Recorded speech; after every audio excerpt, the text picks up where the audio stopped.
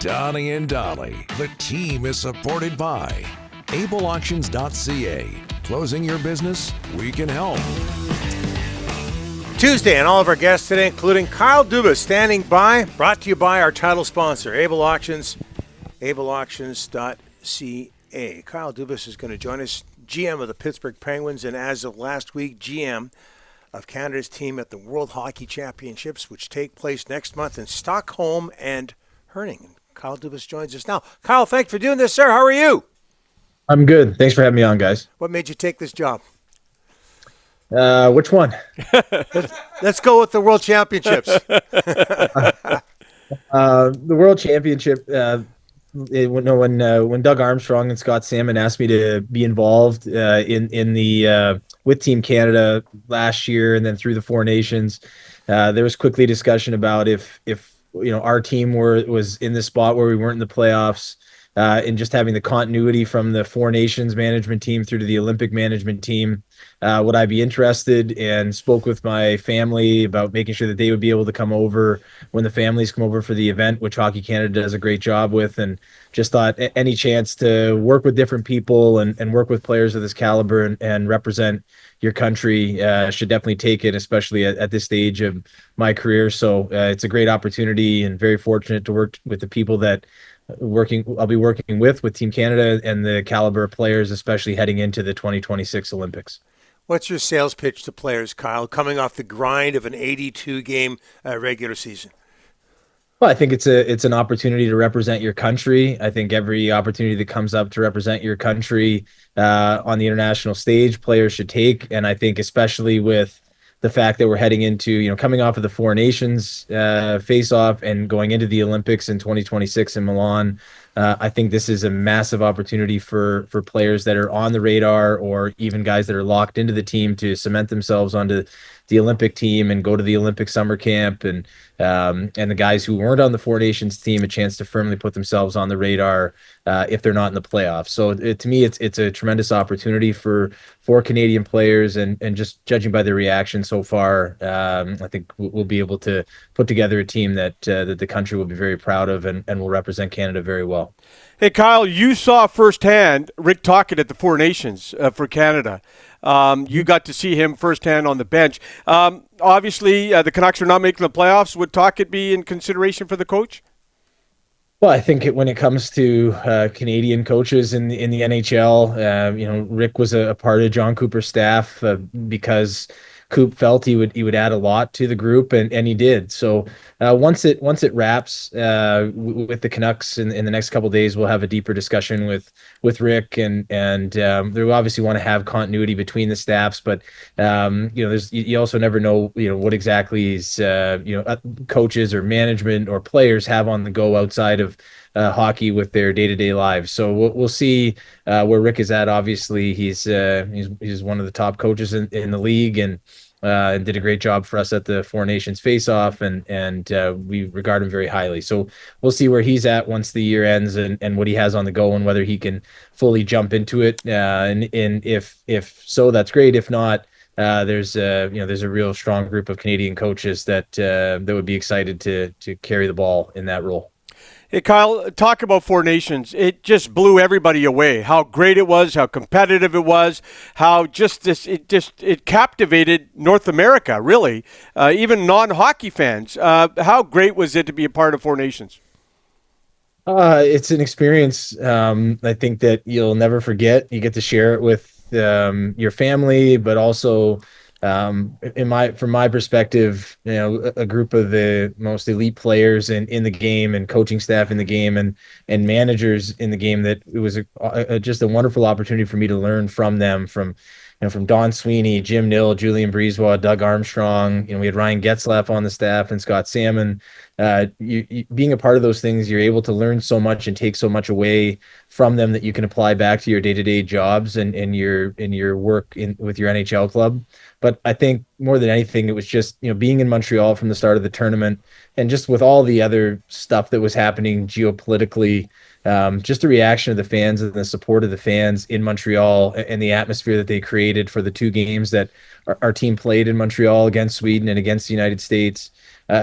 it's, the way that you felt it in those moments and in the city during those times. I don't think you ever forget those moments, the way they made you feel, the level of support that you received, and the atmosphere that they created in the building. And then obviously going into Boston with the championship game on the Thursday night, similar type of electric atmosphere in the city, at the building the whole day. And I think that's really why you do this work, is you want to put yourself in positions to be able to take part in those types of moments and those types of events as often as possible. And obviously, it was a great chance for me to learn from everybody involved, and as I continue to try to push to grow and evolve in this role. Back to the World Championships, Kyle, if you don't mind. Jake DeBrusk got his 28th goal for the Canucks last night, leading the Canucks. Would Jake DeBrusk and or Tyler Myers, who's on the shelf right now, would they be possibilities? Yeah. I don't know how much you can say. Yeah, I think health is the number one major issue for a lot of guys. And, even if they want to attend, if they're not 100% healthy, there's a long list of players that want to be there. So we'll talk to their teams as the season wraps. Then there's the matter of insurance and contract terms and how that's affected relative to the budget on that front. So both players are firmly on the radar, and we'll continue to evaluate them here in the last couple of days before we have to start putting out invites and getting guys locked into the team and ready to travel to the pre-tournament on May 1st. You alluded to all the jobs you have, Kyle. Also GM of the Pittsburgh Penguins. I'm sure you're aware of that. Your Penguins will miss the playoffs for a third straight year. Kyle Crosby, Letang, Malkin, Carlson, they're all under contract for next year. What's more of a priority there? And this is a question that gets asked a lot in Vancouver. What's more of a priority, the present or the future? Well, my the way that I view the job when I came in 2023 was, the directive from ownership was to try to give this group, they had missed the playoffs in the last day of the season in 22-23. The mandate was to try to give it one last jolt without really sacrificing too much of the future. And all I wanted to know from them was if that didn't work and we were on the outside looking in and we weren't a true contender to win, would we be able to transition and kind of pivot towards trying to build the next group of players that could come in behind the core players that you had mentioned. And so really from midway through the 23-24 season, my first season here, that's the mode we've been in, is trying to collect assets for the future, be able to acquire prospects, draft picks, younger players that can come in and really try to give that core group one last chance to win before they all retire. At what point that'll be, you don't know. You're never going to count out Sid.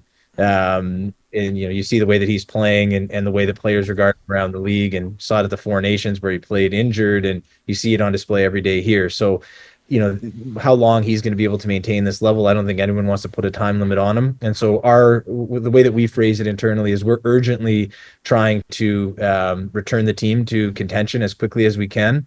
And that's more future oriented. And I think the payoff to that a little bit has already come. You look at our roster now, and we have two players that weren't a part of it when we started down this path in March 2024 with Rutger McGroarty and Ville Koivunen, coming in at the end of the year and playing key roles. Ville's still obviously playing well. Rutger unfortunately got hurt at the end of last week on a shot block. So it's just continuing to add players like that to our group that we feel can be very good NHL players. And then we have a ton of draft capital starting in this draft and the next 3 years especially. And we don't, it's using those picks to acquire players when we can, or drafting and developing those players as efficiently as possible. So yeah. So that's where we're at. Hey, Kyle, you made a big trade with the Vancouver Canucks earlier this season. You Marcus Pettersson, you sent to Vancouver. How tough was it to move that guy for you? Very tough. Marcus is a low maintenance person and great character, glue guy in the locker room. I think I saw a couple weeks into his time in Vancouver, he already had a letter on his jersey, which is not a surprise. Obviously the staff, Jim, Patrick, and are very familiar with Marcus and the other members of management as well. So making those trades is probably a little bit easier when you know the person inside out. Same with Drew O'Connor. But Marcus is, I think, one of the more underrated defensive players in the league. Just the way that he goes about his business, reliable, better with the puck and moving it and playing in transition than I think a lot of people give him credit for. And just a great guy to have around. And unfortunately for us, with where we're at, we're a few years behind the Canucks and their own process, and so we have to make more difficult decisions as to whether we want to commit to players at that age, and it was also a great opportunity for us to acquire future assets in Melvin Fernstrom and then the Rangers first round pick that Patrick had got in the subsequent or the previous trade with JT Miller and such. So we just viewed it as with two expiring players, a chance to potentially get a mid round or potentially unprotected first was too good for us to pass up with what we were looking to do. Well, like I said, you mentioned all your jobs. Make sure you get some time off this summer. May 10th against Slovenia, game 1 for Canada. We're all pulling for you, Kyle, at least over there. Thanks, guys. I appreciate it. Appreciate it. Thanks.